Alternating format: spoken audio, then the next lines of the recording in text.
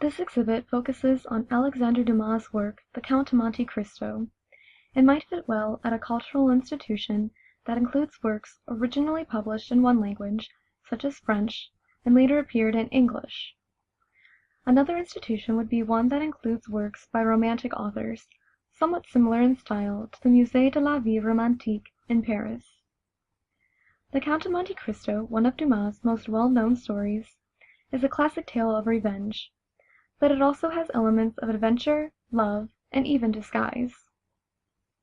Written during the Romantic period when emotions were valued more highly than the logic that was praised during the previous Enlightenment, the Romantic's ideals are showcased throughout all Dumas' novels.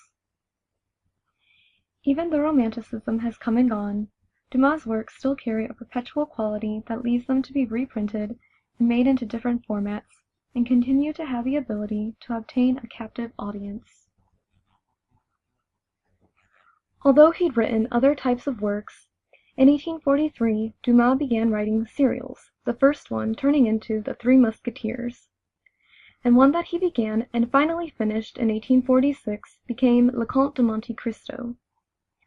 The Count of Monte Cristo starts toward the very end of the Napoleonic War in 1815, and many changes were occurring during this time in France, which helps set the tone for all the turmoil and intrigue that is to come. The main character, Edmond Dantes, adds to the setting of the story by exhibiting several intense emotions throughout the novel, such as love, despair, and hatred. These characteristics culminate into an intense and thrilling plot that seems to truly exemplify the revered elements of the Romantic period. One of the main things I enjoyed about this project was seeing the different print editions of the novel and then comparing and contrasting them. To see the differences in how they were bound and how the design and the covers changed was interesting.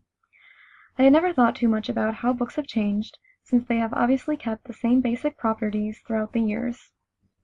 As for the digital editions, it was helpful seeing the differences among them as well, which were more different than I thought they would be. It was also interesting to see how some digital editions actually retain some qualities of print editions.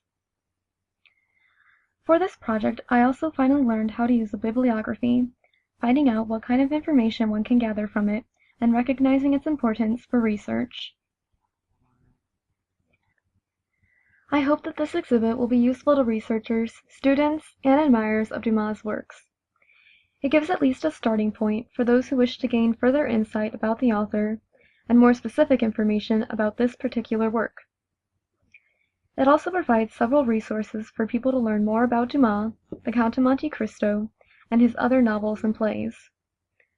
There is much that can be discovered and enjoyed from just this one novel by Dumas, and hopefully this exhibit will show some distinct elements that this novel has retained, but also the ways it has changed since its original publication almost 170 years ago.